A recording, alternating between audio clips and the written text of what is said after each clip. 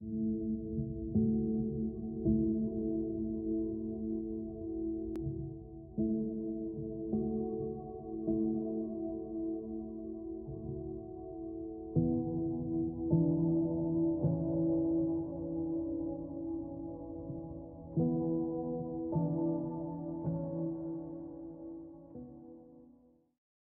안녕하세요.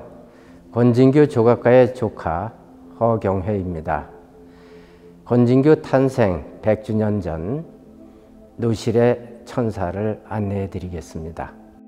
노실의 천사전에는 모두 173점의 작품이 전시되어 있습니다. 그 가운데 대표작이라고 할 수 있는 작품 6점을 선별해서 설명드리도록 하겠습니다. 여기 뱀이 보입니다. 이 뱀은 주문에 따라서 만든 작품입니다. 이 작품을 제외하고는 거의 가축들입니다. 또 그 가축 가운데서도 특히 말이 많습니다. 말이란 우리 인간에게 어떤 존재일까요? 고래로 인간과 함께 험하고 생사를 건 전장을 함께 한 존재입니다. 말하자면 인간의 전우이지요. 여기 기사 작품이 있습니다. 1953년 일본 이과전에서 특대의 상을 수상한 작품입니다. 이 말머리에 앞을 보면 이 기사는 채찍을 들고 있지 아니합니다. 말머리를 손을 뻗어서 어루만져 주고 있습니다. 말과의 어떠한 사랑과 신뢰의 관계를 내보이고 있습니다. 말갈귀의 뒤쪽입니다. 긴 머리카락이 보입니다. 이것으로 보아서 여성으로 보입니다. 빈 공간에 여성의 젖가슴으로 보이는 형체가 보입니다. 이 두 가지로 보아서 이 기사는 남성이 아닌 여성입니다. 누구일까요? 아마도 평생의 연인이었던 도모가 아닌가 그런 생각이 듭니다.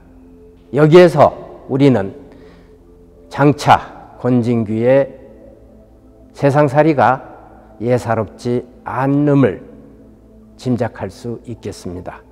권진규 작가의 대표작 지온의 얼굴입니다. 1967년 제작되었고요. 1968년 도쿄 니혼바시 화랑에 출품되었습니다. 당시 요미우리 신문 등에서 전시를 크게 다루었고 호평을 받았습니다.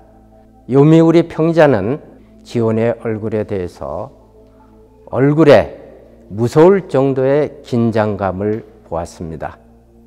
그 긴장감이라는 인상으로 중세 서구의 종교상을 보았습니다. 이탈리아 20세기 대표적 조각가의 지아코모 만주라는 작가가 있습니다. 그 작가의 작품이 연상된다는 것이지요. 1997년 삼성문화재단에서 한국의 미술과 권진규를 펴냅니다.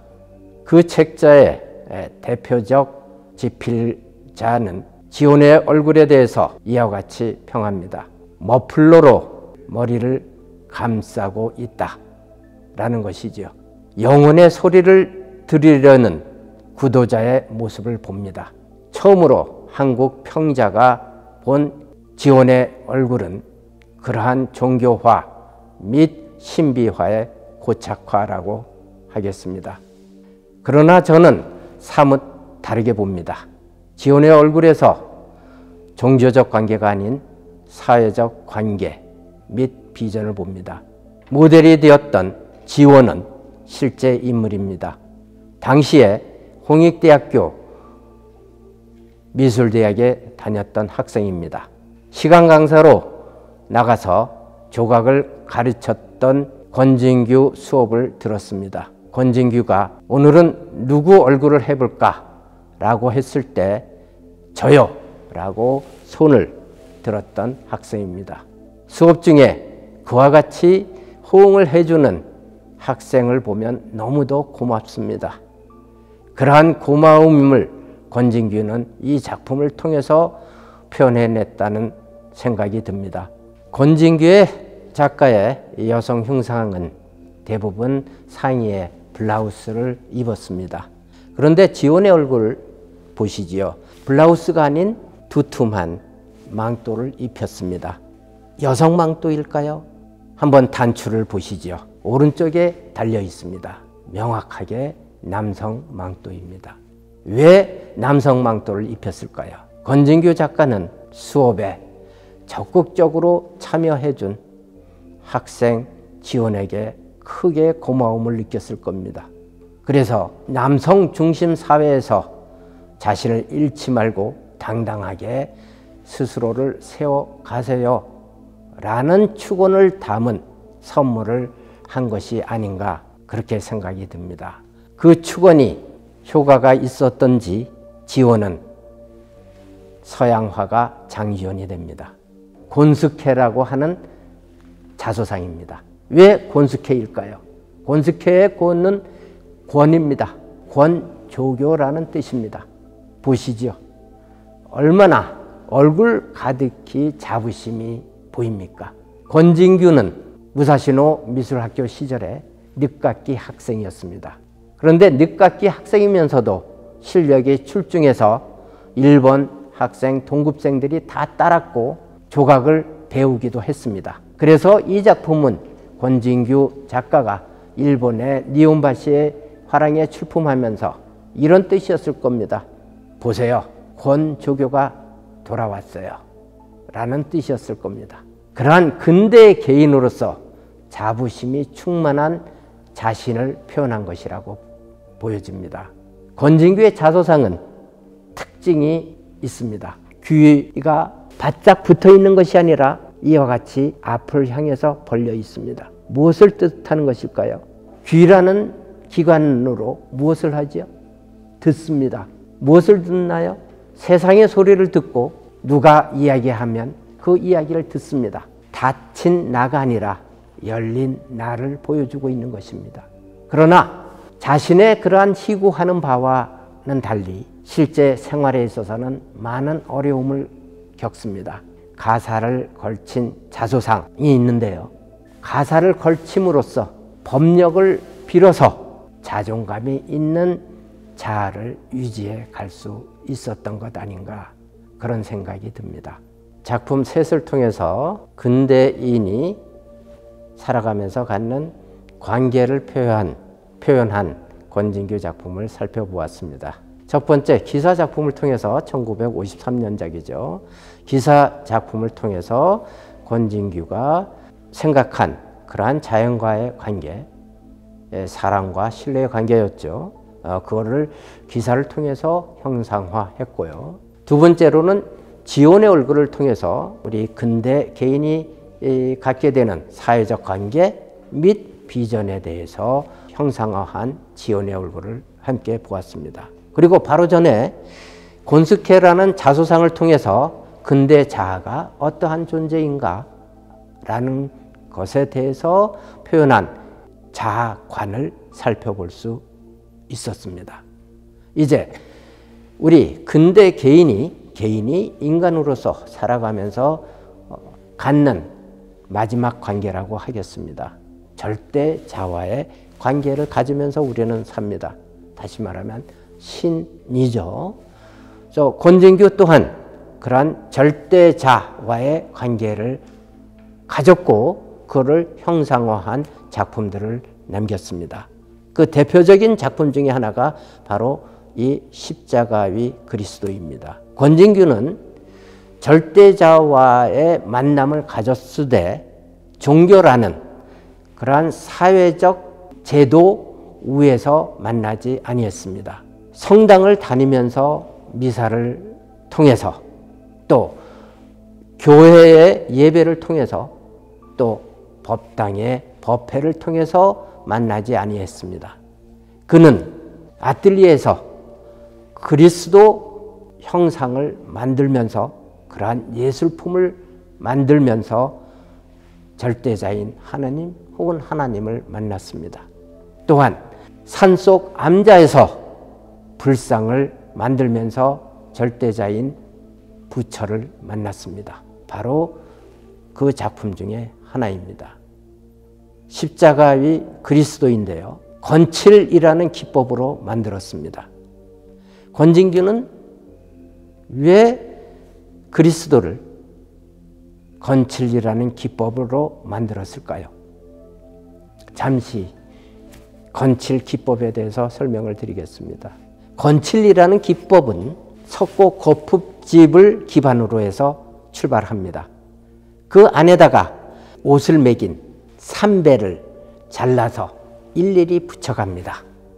그렇게 해서 원하는 양감을 얻게 되면 그것을 석고 거품집과 함께 통째로 물에다가 퐁당 집어넣습니다. 그럼 석고가 어떤 성질을 가지고 있죠? 물 안에서 녹습니다. 그러면 다 녹고 나면 바로 이 건칠이라는 작품이 남습니다. 그리스도는 영원한 존재 아닙니까? 또 유일한 존재 아닙니까? 권진규는 그랬기 때문에 그리스도를 영원한 존재로서 유일한 존재로서 표현하기 위해서 건칠 기법을 사용한 것 아닌가, 저는 그렇게 생각합니다. 얼굴을 한번 보실까요? 매우 홀가분한 표정입니다. 평온함을 그대로 느끼게 해줍니다. 왜 그럴까요? 우리가 숙제를 마치면 마음 편해지잖아요. 그죠? 예수는 하느님 아버지가 주신 숙제를 마친 겁니다. 십자가에 못 박힘으로써. 지금 이와 같이 바짝 붙어 있습니다만은 원래 아뜰리에는 경사지게 붙어 있었습니다. 그 예수상을 보면 아래 까치발을 하고 있어요. 마치 도약을 하는 것처럼 보입니다. 그리고 이 그리스도상은 다른 예수상 어떤 것보다도 신장에 비해서 팔 길이가 매우 깁니다. 이 긴 팔로 활갯짓을 하면서 하늘로 비상하고 있는 그리스도를 표현한 것입니다. 그리고 이 작품은 1970년대에 만들어졌는데요. 인근교회 주문으로 만들어진 작품입니다. 어떤가요? 우리가 생각하는 그러한 거룩한 예수상이 아닙니다. 시커머요. 남루합니다. 그래서 가져가지 않았던 그런 작품입니다. 오히려 잘 됐는지 모릅니다. 3년 후 권진규 작가가 자신의 아뜰리에에서 홀로 떠났을 때 앞면 옆에 걸려 있으면서 권진규의 마지막을 배웅해 준 작품입니다. 보시는 바와 같이 불상입니다. 그런데 여느 불상과 사뭇 다릅니다. 몸체는 열애상입니다. 열애라고 하면 부처 불타입니다. 해탈한 존재입니다. 10세기 고려 초기 철저 열애 좌상을 모본으로 하여서 만들어진 작품이라고 합니다. 그런데 머리 부분을 보실까요? 머리는 부처상이 아닙니다. 부처는 육계라고 하는 머리를 가지고 있습니다. 상투 모양을 갖고 있죠. 근데 이 머리는 보살상입니다. 금동보살 방가 사유상, 바로 그 상이 가지고 있는 세 개의 봉우리, 삼상관을 쓴 보살입니다. 독실한 불교 신자에게는 어쩌면 불성모독이요 망발이라고 하겠습니다. 권진규 작가가 이걸 몰라서 그렇게 만들었을까요? 아니라고 봅니다. 그러면 권진규 작가는 왜 이러한 일상이격의 불상을 만들었을까요? 아마도 말입니다. 1947년 권진규 작가를 조각의 길로 이끈 존재가 다름 아닌 미륵보살이었습니다. 권진규 작가를 조각으로 이끈 불교의 불연이 바로 미륵보살이었던 겁니다. 권진규 작가는 자기 스스로도 그러했지만 많은 중생들이 너무도 힘든 고통의 삶을 살고 있는 것을 가까이서 보았던 작가입니다. 그랬기에 어서 와주십시오. 저희 중생을 조금이라도 고통에서 건져 주십시오 라는 염원이 담겼던 그러한 작품이 아닐까 생각합니다. 마지막으로 소개해드릴 신소입니다. 1972년 인사동 현대화랑에서 이중섭 유작전이 열렸습니다. 권진기는 이중섭 유작전에 가서 황소 앞에 섰습니다. 당시만 해도 전시회에서 사진을 찍지 못하게 되어 있었습니다. 그래서 그는 마침 들고 있던 황순원 전집 제2권을 펼쳐 들어서 황소 앞에서 스케치를 합니다. 그리고 아뜰리에로 돌아와서 스케치를 보면서 이 작품을 만듭니다.